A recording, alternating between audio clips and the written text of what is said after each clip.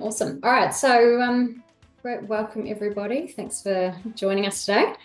Also, welcome to everyone that's going to catch up on the replay of this after we're finished. Today, we are building on our webinar discussion of last month, which was on building a hybrid agency. Today, we're going to be talking about the next steps of scaling your agency. A hybrid agency will focus on how to make it a sustainable model long term, including areas around measuring performance, adapting to trends, and addressing future challenges. So with our previous session last month, we covered managing internal and external teams for efficiency, growth, and productivity. I'll share the link after the session if you'd like to catch up on the replay of that if you missed it. So I'll send that out to everyone. But today I'm really excited to have Neda Farzad, agency owner of Digital Solutions Agency, joining us to share her insights and experience with scaling her hybrid agency. Now, Neda is a seasoned expert specializing in driving small business success through tailored growth strategies, scalability solutions, profitability enhancements, and sales optimizations. And in 2022 alone, she worked with over 300 small business owners and startups across Australia through the federal government's Digital Solutions program. So she has a wealth of experience to bring to the table today, and it's a pleasure to have you here, Neda. So Neda, welcome. Would you like to start us off by sharing a bit about yourself and your journey so far? Sure. Good morning, everybody. I'm in Perth, so it's 9 o'clock. I don't know where everyone else is, and sorry about the lights because the light died today, the battery died today, and I kept charging it, it didn't work. So a little bit about me. I started my business journey, let's call it accidental entrepreneurship, that I hated my job and I was sharing my house with 4 other people, and one of them hated his job too, and he was an air conditioning person, and I hated my job and I was a receptionist, and I thought, I know what I'm doing, so let's start our own business. And we thought, when you start your own business, everybody comes. They don't. So so this is back in 2001. It's scary when it goes over 20 years, but I started when I was 2. So just to be clear, so that's how everything started. And I realized you need to market, you need to be out there. And one of the challenges that I had was back then, it was all about money. So if you had more money, then you could advertise. And some of you remember Yellow Pages, you remember those thick, massive books you could build a house with, and it was so expensive. And we realized that we have to market, we have to be out there and letting everyone know where we are. And that's how it started. And it did really well within 3 years. And then I bought a cafe. And that was because I love coffee. Don't do that. Don't buy a cafe because you like coffee. It's a totally different world. And that sort of got me into the entrepreneurship. I fell in love with selling and processes and marketing and business development. And that's how it got me here. And the reason I started my agency, it's because of the questions. A lot of questions was getting asked, how did you do it with the marketing and everything else? And that's how it got me to start the agency. And here I am in front of you, started from 2019. It was hard. And to be honest, every business, doesn't matter how much experience you have, it's not impossible, but it's hard to build. So you just have to be there. And there's going to be days that I hated it, but drinking helps. So there's my journey. And here I am in front of you guys and partnering with Globital to build my hybrid business. And I love it. Awesome. Thank you so much, Neda. It's great. Really great to hear your story there. And yeah, it's hard. But it's possible. You just have to be there. Yeah, it's possible. Cool. So continuing on from our last webinar discussion last month, obviously we had Sue Ellen here, and maybe not you for that one, but about building a hybrid agency. So I just wanted to follow on from that and discuss how to balance and grow as your agency scales. So as you scale, how have you balanced the growth of your internal team with the expansion of your outsourced resources? And what does that balance look like for you? The balance is a hard question. I don't know about balance. I don't know how well can you balance something. But one of the things that helped me, and I don't know if because of all the experience that I had, was probably one of the things that corporate taught me was having a structure. So I have core core members, core team, and then utilize other staff. So with everything else, this might not be similar to the agency, but I had to use it because it worked, because we were bringing resources from outside. And I did exactly the same thing. When you're starting out, it's very different. You're doing it yourself, and it's a very different dynamic. But when you have these resources and you have Globital behind you, that they've got those resources, you have the capability to actually scale. But one of the things that I had to do is learn from my experience of having core team, because they know the business and they're the point of contact to the clients. Then you utilize other specialized staff that they fall under them. Like, for example, if you have, like at the moment, we got project manager that it helped because then she oversees what's happening. And then you have SEO expert that it oversees the other specialized staff that comes in and goes. So that was the biggest thing for me that helped me to scale, and also to be in control, because as you scale means your responsibility as an agency on it changes. There's a lot of, obviously you're doing the selling and everything else, and that's where you put your CEO hat on as to how we can, it doesn't have to be big, you don't have to have hundreds of employees. Even with 5, you can absolutely put your CEO hat on and see, okay, so building a core team, and then leveraging their special resources. And that's been some of the biggest thing for scaling and making sure. And one thing you got to remember, it's a test, and you always have to be flexible to pivot and change and see what works and what doesn't. But that's been a biggest thing for me. And that's how I coach other businesses as well, as to have your core and then leverage other skilled resources. Yeah, definitely. It's a very good plan to have in place for that purpose. So what strategies have you used to prevent any bottlenecks that may come up? So this is, I'm probably going to repeat this, but I love structure and processes. One of the biggest thing I learned, and I think I learned it with my air conditioning business when I started back then, business forces you to grow. One of the things was, if you didn't have processes in place, we struggled. We struggled with getting, for example, apprenticeship organized. We struggled to actually know who to attract. So for me, even now, processes in place. That helps you get rid of the bottleneck. It doesn't get rid of it 100% because there's always a surprise somewhere. But for me, and what I always recommend is have processes in place. Even simple things, I can tell you, even simple things that when someone sends me a connection on LinkedIn, this is how probably how particular I am. When someone sends you a connection on LinkedIn, my VAs knows exactly, if they say this, you say this. If they say this, you say this. It just makes it easy. Everyone knows I'm comfortable. She knows exactly what to do. So I don't have to lose my shit when things go wrong. I swear it. But it's processes for me. One thing I recommend to every business owners, and to be honest, sometimes I worked with medium-sized businesses and the owners are there and they're lost. It's just a simple processes in place. It helps. So that helped with the bottleneck. I think if there was any tension, so everyone knew where everyone is. So yeah, processes. Exactly, 100%. That's how we manage in Globital as well. Everything has to have a process, otherwise it just falls apart, right? It does, and it doesn't need to be big. Even simple stuff. Yeah.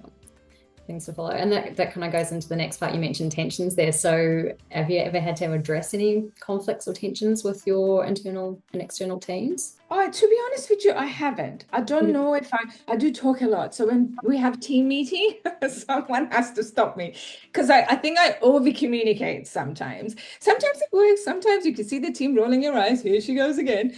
But it's one of those things that understanding and knowing that there's 2 sides to the story. There's always 2 sides to the story, and that comes up because we are leaders, so they look up to us, and we need to make sure we have that. But I haven't, to be honest with you, I haven't had that yet. I don't know, maybe I get to the 100 staff, it's going to happen. And maybe because I don't have another layer, so I've got that and then my VAs and project managers, unless when there comes, in some cases, if you have another layer that manages everything, maybe that's going to happen. But again, processes. Absolutely. Okay, so when you're scaling and adding more and more resources to the mix, so more clients and projects coming in, you need to increase capacity. What strategies have you put in place to prevent, so like knowledge silos, things like that, foster the culture of collaboration, make sure Yeah. you're working together with an increased level? That's again comes down to making sure the communication that is there. One thing I learned, and I do, a lot of people not agree with it, but that's absolutely fine. This is my business, my home. I run it how I run it. I am very quick to address something. I don't wait. One of the things I learned is like even the knowledge silos, that's a big, big no-no in that from the beginning. We all work as a team, and our ultimate goal is to make sure the clients receive the service and we provide the service that we promised, as well as we're responsible in the organization towards ourselves. So that's one of the values that we need to be respectful. But one thing I learned is I'm very, very quick to fire. So if I do have a conversation, don't get me wrong, I do have a conversation and make sure everyone is clear, but I'm very quick because to me, business culture is what you tolerate. And I don't like that culture because it affects everyone, other people who are doing their best and they're part of the team. One thing I learned is if you don't address it quickly, it's going to grow and it becomes a culture, and you're going to lose the people who actually you want. So that's been the biggest thing. I've been so lucky so far. We haven't had that, but there are some situations that I'm very quick to have that conversation and make the person to move on if I see it's going to affect the whole. It's very important to me. Team culture is very important, and collaboration. That's the best thing we can have together. I hope it answers your question. Yeah, no, that's definitely. It's having one, for lack of a better term, bad egg drags all the good ones down, and it makes it. Yes, it does. Yeah. Yeah, and minority, we all know minority always ruins it for majority. Yeah, that's it.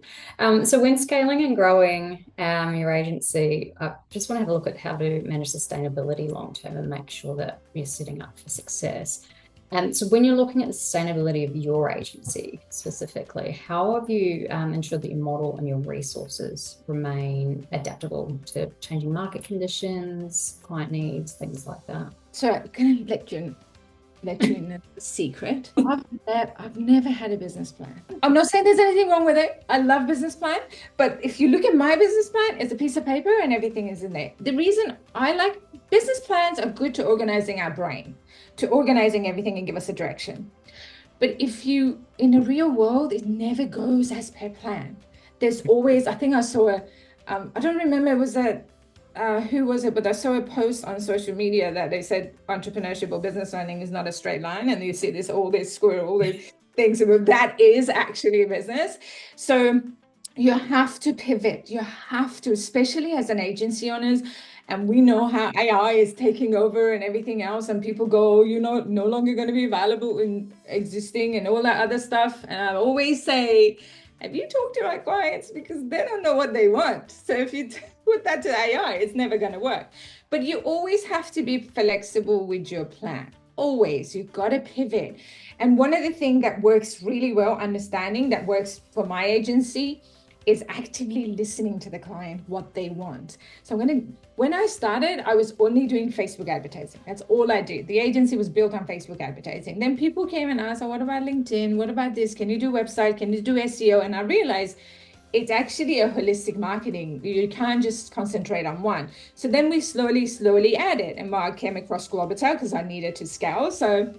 And that's how it actually came along, and helped knowing that if you're flexible with your business plan, then you can pivot easily. And it's so important because every day things change. And again, in the marketing world, things are changing. And also actively listening to the people working with you, your team. It doesn't have to be part of your team. And even if you're outsourcing, it's good to listen to them, because your client and your team are a great source of information to find out how you can pivot. And training and development for yourself as an owner, as well as the team that working with you, because it's very important. It's not just on them. We need to be aware of what's going on and work on yourself. It's so important for us to be on top of it and work on ourselves. So yeah, that's one of the things that I think is helping. Yeah, okay, good. Yeah, 100%. It's with business plans, I feel like you just need to constantly look at them. You've got to change them. At least 6 months, relook at them and see what's. And it depends on your industry too. Like, for example, e-commerce industry, things are changing so much for them. I still don't know why people buy shops, but anyways, it's just it's very difficult. It's very hard, but it's just pivoting and knowing as to how to change. I had a client who owns a gift store, and this client was from 2017. And I did suggest that maybe they need to look into going online. And they said, no, it's all right and not going to happen. And I helped them for a year and they just didn't want to do it. And you get them anyway. And COVID hit and they struggled. So everything shrunk and now got a very, very small business. And it's just not, it's hard to see them struggle when small business are a backbone of any community. And so pivot. Yeah, it's a bit of a double-edged sword with the small business because it costs a lot to go online too. It's a big outlay to get everything on there, and one that most businesses don't really afford, but you lose everything otherwise. Yeah. Anyway. Yeah. Let's update it. Back again. So has there been any examples where you as an agency have had to be more flexible with partners or outsourcing arrangements? Are these changing? Not really, to be honest. That's what I don't think we had. And again, the outsourced companies or partners that outsourcing agencies, their business themselves. So I'm sure they struggle with a lot of stuff. Again, I do talk a lot. I always have the communication going and to make sure if there is anything that we can adapt. I think we were talking about it. It's a win-win, and it doesn't really matter because if they win, then we all win together. This has always been my attitude.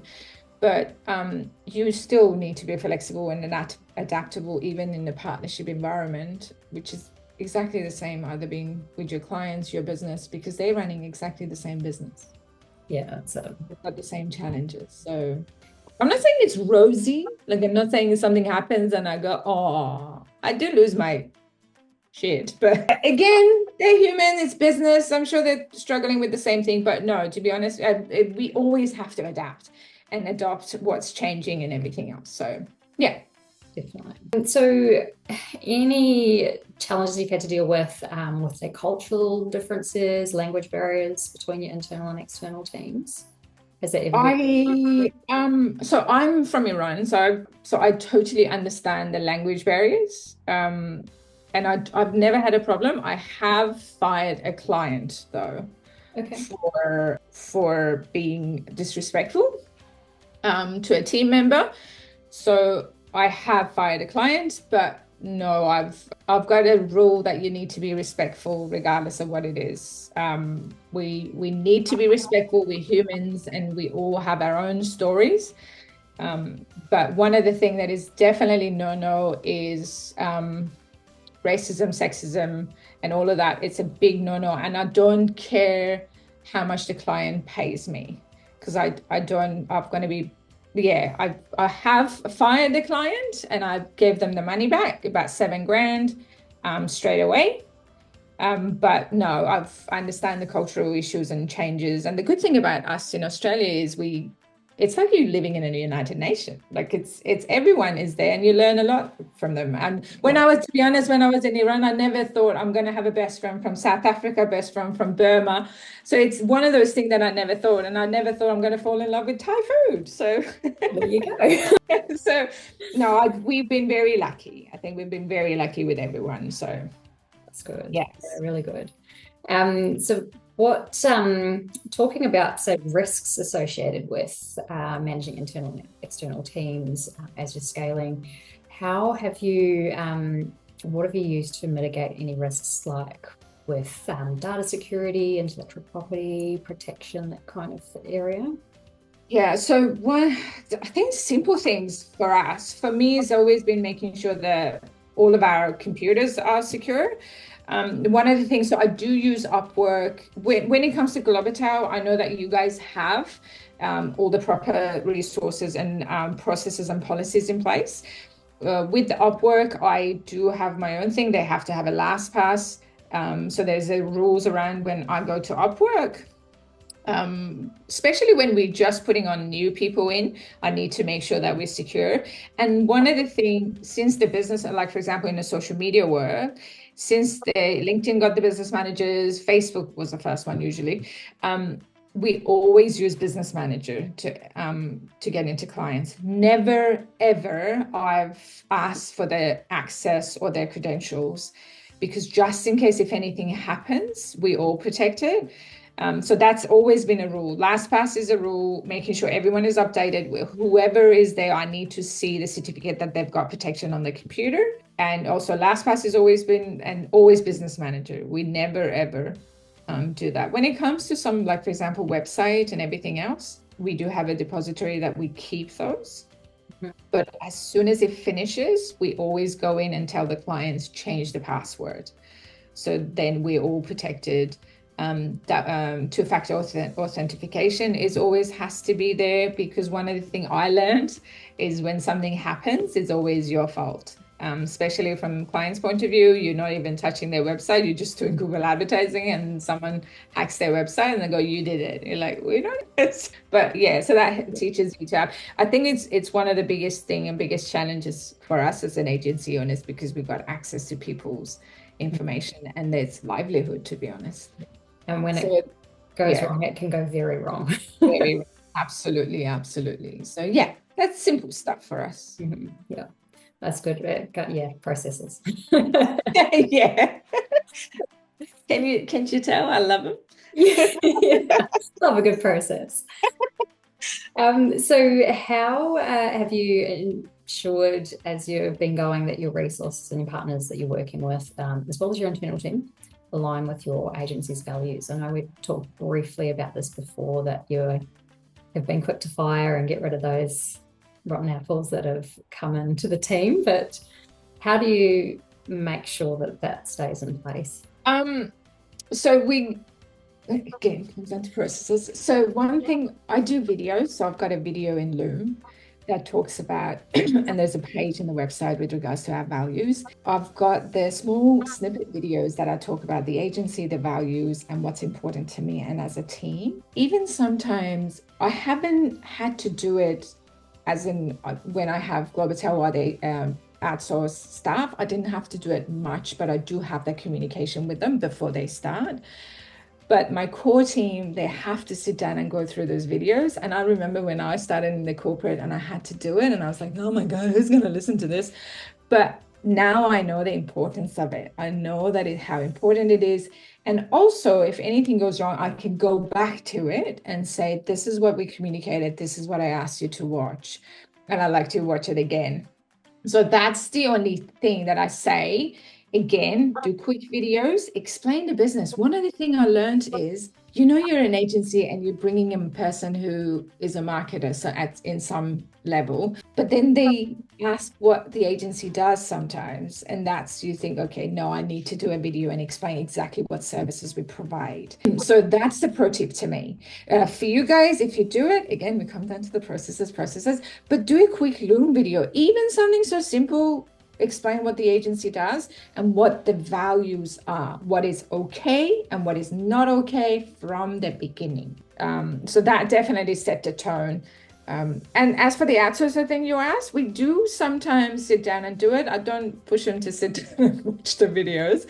But if there is some sort of issue, then I always sit down with them quickly for 10 minutes and go through everything. So again, one of the things is, don't put off and say, oh, I'll get to it later, because then they forget, you forget, and it happens again. And the last thing I want is affecting the client. That affects everything when it comes down to it. Nobody wants that. Yeah. Okay, cool. So let's take a look at measuring the success of the agency and the model in itself, and the implications of what can occur when discontinue metrics appear, things that aren't working, etc.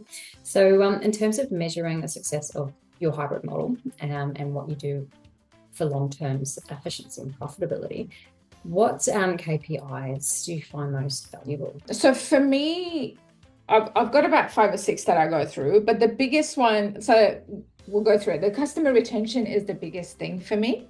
I know we always going to get customers from hell, and you've got to be quick to fire them too. And I know sometimes money is there and everything else, and you want them to stay, but they're painful and it drain your resources. But client retention is one of the biggest things for me. If I can keep them going, provide the services and upsell things and provide solution for them, that's the biggest thing if they can hang out with me. And I've got a couple of them who've been really, every time there's something, they always come to me. That to me is a good indication of we are doing well. Again, profitability, but project, not just the agency, but the project itself. It needs to be profitable to make sure that it is a good indication and KPI that you're doing it okay. That will help you to go as to, okay, where did we go wrong? And this, you got to be project manager as well to see, okay, so how much time we spend, to make sure that it is profitable. And if it's not, where we went wrong. Lesson learned are really good. Utilization rate, which will go well with the project profitability part of it, to make sure that you utilize your staff, the core staff, as well as your outsourced staff. Revenue growth is always going to be there. Client satisfaction scores, even though like retention is important, but satisfaction scores helps us to mitigate and helps with the retention. So this is something that we always look into. And employee engagement. They don't have to be employed by you. I don't have employees, I've got contractors, but they're not employee, but they still work for me. And it's very important for me. So they're part of the team and they feel value. That is so, so important to me, because I know they sort of work together. You have happy people working in your agency with the client retention. They tend to be working really well together when it comes to making sure that its long-term success is there. It's a continuous work, as your CEO hat. It's a continuous work to make sure that you're doing okay. And one other thing I always do in October, I go through everything to make sure we're ready, and that's what we're doing at the moment. October is always the month that I plan for my next year to make sure we're ready, we can get going. And in Australia, it comes to December, they're like, nah, I don't have to do anything. Holiday starts. Everyone signs off. Oh, I can't wait for the beers and drinks and social lubricant, I call them. That's it. Absolutely. So on those KPIs that you monitor and track to find those success metrics, what is your definition of success? We're talking about this. This was a deep one. I had to think about it.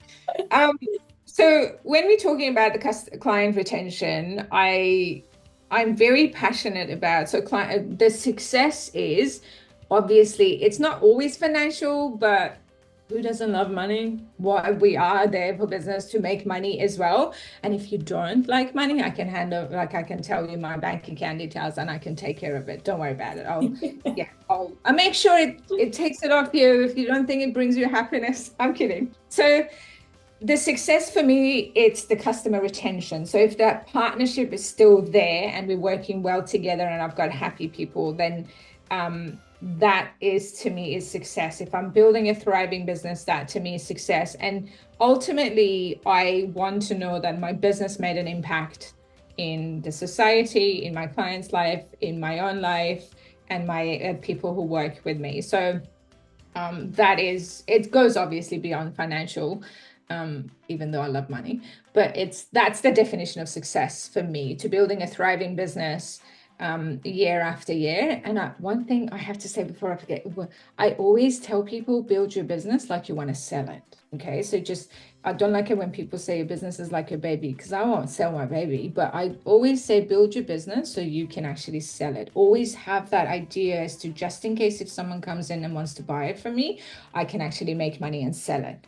So you don't have to, you can hand it over, but always look at it that I believe that it's a good idea to look at your business as to, I'm going to scale it, I'm going to grow it so I can sell it one day. Again, you don't have to, but when you look at it that way, it's a very different, you look at it differently. That's it. Yeah, we had a conversation, another webinar a few months back on selling agencies, and that came up there as well. It's a really good mindset to get in. Yes. In any business, not just agency, if you got clients, let them know that it's okay to have that attitude. Again, you don't have to sell it. But, it helps take that personal edge off it as well and make it a business. So everything's absolutely for you. So. Yeah, it helps. I think I've noticed it helps people to put the CEO hat on much better. So we're not only stuck in a manager hat and technical part of it. So you have a CEO hat on and you look at things holistically. It definitely helps you see things differently. Yeah, absolutely. I mentioned it before about discontinue metrics and things like that. So how do you determine when relationships aren't working with your resources, when their discontinue metrics are being met? So obviously things are going wrong. Yeah, I think as your client satisfaction score, and when that's the biggest thing that you go, okay, so if the numbers are going down, there's something wrong.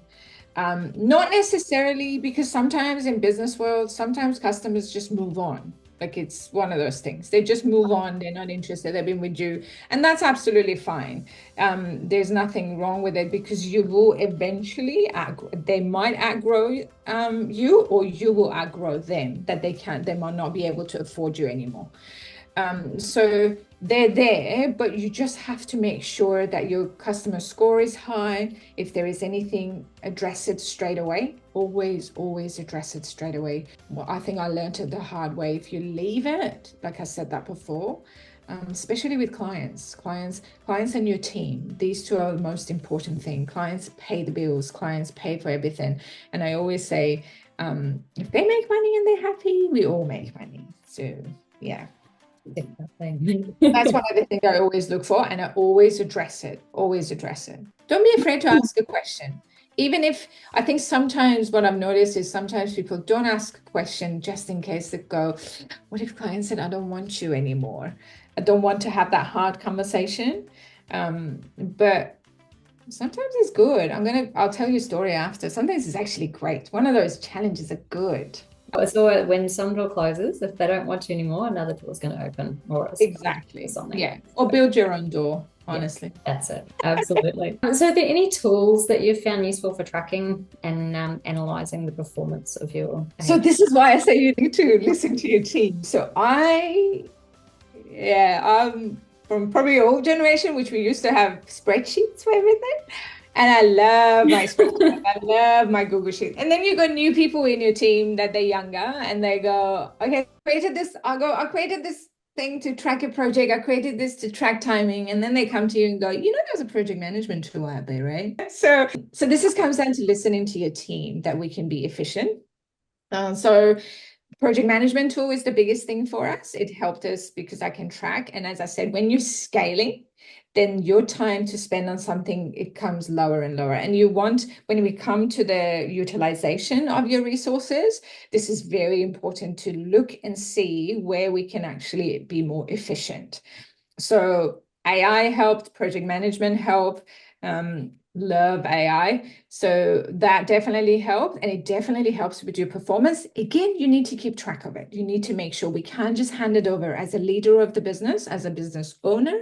It's always our responsibility to make sure they work for us, but it's not their business. It's our business, and we still need to be responsible to make sure everything gets utilized correctly. But AI has been a game changer for us, even for our content creation. AI has been game changer for us for our outreach that we use on LinkedIn, for us and the client, and the project management tools. And we're looking into video creation, which we've done for the new website. It's amazing. Did I say I love AI? I think it's just maybe once or twice. Awesome. And does anything else you want to add to this topic that we've been discussing?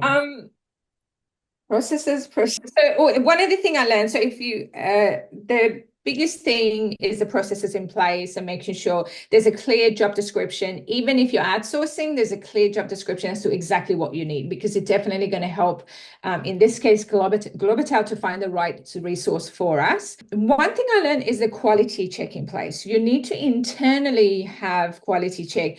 the Globital team or Upwork and everyone else, whoever you're using, in this case, Globital, they're doing their best to make sure they've got their internal quality control and everything else.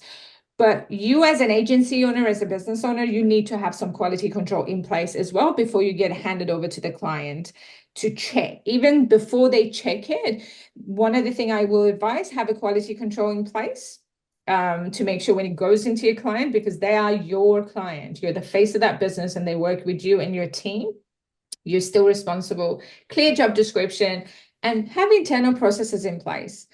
It will help so much. So yeah. The processes. This is one more time. I think the AI gonna go, oh my God, even the AI gonna go, just stop. So 100% that with with what we do, obviously we have our internal QA going through with everything that we send out, but as the agency, you still need to be that backstop as well. We're all human after all. There's always something that might slip through the cracks there. So, and that's your responsibility. One thing, especially because you're working with different teams from different countries. And like in Australia, we have different slangs. In America, like some of the things that I use, some of the copywriters when we do advertising, that I learned when I was doing Facebook advertising, even in America and Canada, I had to get a copywriter who is living there and understood some of their slang. So it's very important. That's why it's important for us to have a quality control to see how it's going to work. So like faucet, I think is a tap. We say tap in here, but if I've got a plumber in US, I need to make sure I can't use tap for that. So you got to it's simple things. That's why the quality control doesn't necessarily mean they're doing a bad work, but it's something that that you go, okay, so we can use tap, like for example, on copy for the website. We can use tap in America. We can use tap in the plumber's website in Australia. So it's one of these are the things that you need to consider. Not necessarily mean Globital team is not doing a great job, but it's something that we need to take care of. Yeah. At the end of the day, it's your reputation as the agency as well. They're your client. Absolutely. So that buck stops with you. As much as we try, it's up to the agency. So really good advice there. Any questions anyone wants to bring up? Anything anybody wants to raise or ask? Unmute yourself and jump in. When you started building your core team, what was the first person you hired? My VA. My VA was the first one. Project manager is another one. And how did you make sure your VA actually you're going to say processes on it? Yeah, you make sure that your VA actually has enough work to do each day, or knows what they're supposed to be doing. Yeah. It's an autonomy. So one thing I've learned is the VA, so understanding they're specialized, knowing that when you're employing that person, they're specialized. Obviously, you go through the process of making sure that they know what they're doing. But one thing I learned, they're good at that. I'm not good at being my VA. But I've learned that they are good at that and give them the autonomy. And to be honest with you, I used to micromanage the first VA that I had, and it did not work out. And then one person told me, but these are specialized, exactly like people who wants marketing strategy, they come to you. If they want a plumber, they go to plumber, but they don't come and tell the plumber, you use the wrong tool. You never do that because they know. So maybe you should do that. And I did that and I handed over and she just thrived. So same thing with the project manager, but take your time to bring people in. Don't rush it. I know sometimes that you go, okay, I've got to do this, but don't rush it. Take your time and make sure you're 100% comfortable. And also, those in the world of corporate, they give you 3 months probation or 6 months probation. Use that. Absolutely use that and say, okay, so we're going to work on together for 3 weeks or 1 month or 6 months or 3 months. And then we'll decide if this is going to continue. Nothing personal, because at the end of the day, you've got your job, you've got your work to do, you've got a business and to run, and it's not easy. It's easy for people to come and work for you, but when you're running a business, I always say, you even have to think about it when you're hiring a place and you're bringing people in and you have office staff, you even have to think about toilet paper. Like it's simple things that we never had to think when you're employed, but you got to think about that too. But Damien, Mike is just let them do it, but make sure you're on top of it. And that's what my spreadsheet came along, but now we've got a project management tool in there. So I know the time as well, because I always tell them I need to know how much you're spending so I can utilize my staff. Neda, you're just on mute. Oh, hope you answered. Sorry. Yeah, thank you.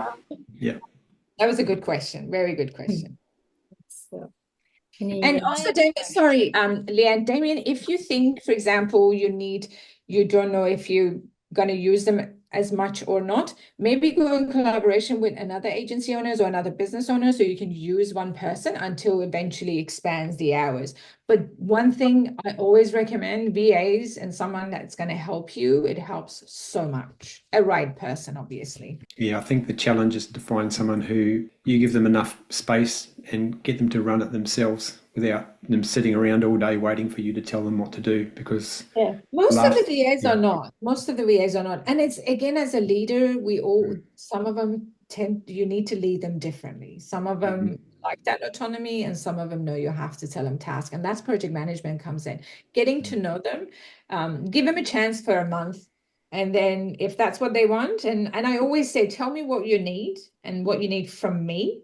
My VA is exactly the same. I asked her the first day, tell me what you need from me. And she said, I'll do really well if you give me everything and do a list what I need, and then I'll do it. So I handed over everything, my calendar, my social media accounts and everything else, even though I need to approve any messages goes out. But then she thrived. I had a bookkeeper who you have to tell them. You have to tell them exactly what you need. On the 24th of each month, we're going to invoice. You ask, James, are you ready? And he goes, yep, I've done this, I've done this, I've done this. So it's something all different. I thought about a bookkeeper, but I can actually do my bookkeeping in like 10 minutes in the morning before I finish having a cup. Oh, wow, you're good. You're good. Just Xero makes it easy, Yeah, I don't like it. I just like to see the numbers in the bank account. I think ideally I would have a VA and a project manager. Yeah, absolutely. VAs and a project manager to manage your project for you, because that ultimately it's customer satisfaction. And if we are on time with our project and making sure timely communication with them, I've got a client who told me, oh my God, you send so much email. But I go, well, people say I don't get it, but you plan it anyway. But I love for them to know what's going on. One thing I noticed, they love to be involved. And when they know what's happening, and these are the thing that you learn from other places that they didn't work out, and you go, okay, this is how you learn from, okay, maybe I should add that to it. So customer satisfaction is the big thing. Can your business function without you? Like I was in Thailand recently, and I still have to sit there and log on each day, and I'm in the middle of a rice paddy somewhere with a laptop going. I still have the stuff on the back of my mind. I'm going, it would be fantastic. That's you though. That's on us because we love it. We love it. But having your processes in place, again, it helps. But without me selling might not happen. So we're going to look into the cold calling for next year. But without me selling might not happen. But my LinkedIn works with like round the clock with the AI I'm using. Everything is working perfectly. So. But I'm addicted to it, to be honest. I want to see what's going on. Sorry, I'm taking up all the space, but you meant No, everybody has to say, you're just asking those questions. One thing I'm hopeless at is I'm good at actually converting things into a sale, but developing leads is, I don't get on the phone and try and find prospects. So I'm interested in understanding a little bit more about the lead gen and cold calling. Yep. Yeah. Damien, you don't have to do it yourself. I hate cold calling. I hate it. I'm an introvert. I'm actually an extrovert, and I hate it when someone calls me because you haven't noticed. So, but I hate cold calling. But then again, as a marketer, you got to remember, you got to look at things. You can never say something doesn't work unless you test it. And something works for you, might not work for me, but you got to test it. This is where outsourcing helps. It absolutely helps. It gives you time to convert them. Yeah. That's what you need. The conversion part of it is our responsibility because we know our business and we know what we're doing. Until you get this, I don't have a salesperson in place. I'm not there yet, but I don't know if I want to at the moment. I've got everyone else, like we're doing cold calling. But eventually, so I'm going to be helping helping another business station that I've been helping since 2019. We're going to do business coaching as well. So that might take me away. But my agency has always been a priority for me. And I love it. I just love it. Yeah. Can you tell? Yeah. Yeah. I'm lucky. And don't get me wrong, this passion thing, they always are going to be happy. No, there are days that I cry and drink and and I go, why am I doing this?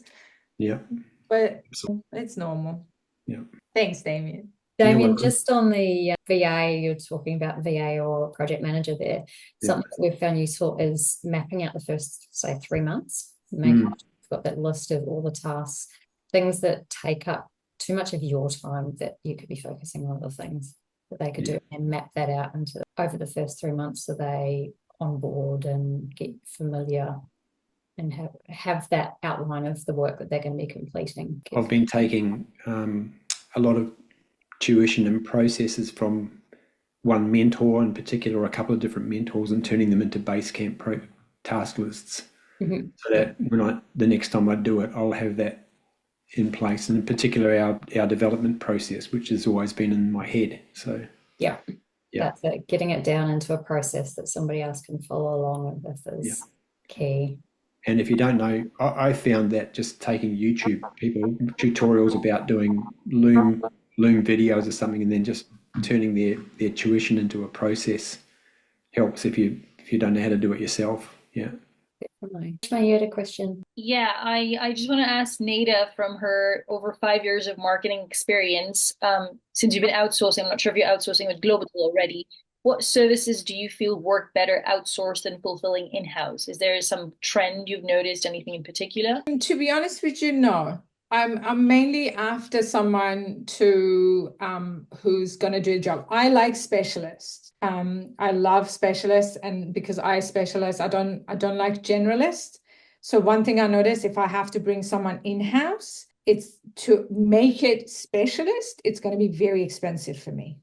Because what I've got to do, then I have to get an SEO specialist, or I have the generalists and I help them to be leaders as a core team to understand what's going on. Like my project manager, understand the concept, but to make sure that I've got specialist resources coming in. That's why it worked for me to work with the Globital, because it's just turned out to be cheaper for the business. But it all comes down to your agency, how you want to see it.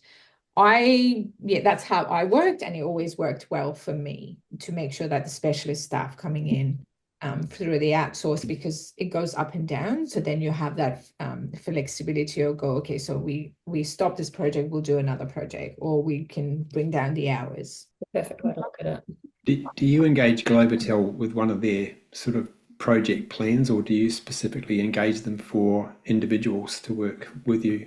Like, I've run a couple of SEO things, and I'm going, some of this work that they do over the space of 12 months, we could knock off in-house in the space of a month. And I'm going, it might actually work better if we actually hired an SEO specialist. It's a dedicated resource. And then that person's job would be to farm out anything that they need to do repetitively to Globital. That's your core unit. That's your core team. If it's working for you, that's your core team. Because when you're bringing a specialist, even for SEO, they need to be taking on some work. There are going to be times that you need to utilize in your staff as best as you can. And maybe you don't want to engage the project base in Globital. So that person needs to do it as well. So they have to understand when they're coming in, even though some of the tasks can be outsourced to Globital, make it into project, and they can overlook it. But if we need to cut costs and making sure that we are profitable, then this person must do it as well. So they don't come around and go, oh, hang on, no, I came here. So it all comes down to you as a business owner. You know your business and you know what works well for you. And that's your decision, absolutely your decision. What I'm sharing and what we're sharing is what worked for us, for me. But it could be very different. As I said, if it goes out of control, I might have someone who's going to be that. But for me, the core worked well at the moment. But then again, I don't know, when we get to 50 and 70 people, then maybe I need to do this. But at the moment, it works well. I've been very lucky and I'm very grateful. Globital has looked after me very well. And I totally get it. Sometimes you look at it and you go, hang on a second, like you said, this could have been done sooner than I expected. That comes down to the quality control. Ask the question. Don't be afraid to ask the team in Pakistan to ask the question. So why is it taking this long? Because I don't think they mind. I do that. Ask them. I'm such a pain in the backside for them. Trust me. I've noticed every time I put a project back in there, I guarantee you they go, oh my God, here she goes again. It's it all comes back to defining who's going to be your core seats on the bus of your agency.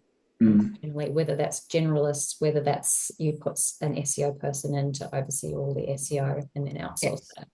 And then identifying what can be done externally from there. I don't know if you caught our last webinar last month. No. That might be a good one to check out. That covers all of that type of conversation as well. So I'll share the link afterwards. I have noticed that I can actually go to Globital and get those specialists.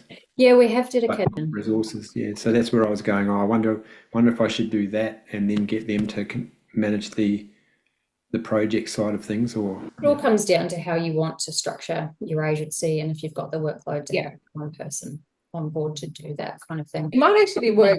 Yeah, we can organize it as what I do. Might work same as what I do. I've got a project manager. Eventually, I'm probably going to have the dedicated person if I got a lot of things. But for me, it's mainly making sure agency is profitable, and we have a quality control in place to check everything. But again, if I have another layer, maybe. But test it out, Damien. Absolutely test it out and see what works for you.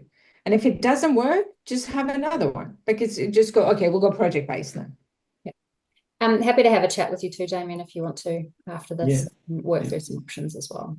And one of the things is the flexibility of Globital. One of the things, they haven't paid me to say this, but one of the things that I love working with Globital is because it's the flexibility, they always come up with a solution. I think we were discussing this because if my client win, I win, and Globital team will win as well. So it's a win-win situation for everybody. So the flexibility have worked. They always had a solution for me, and I always have ideas.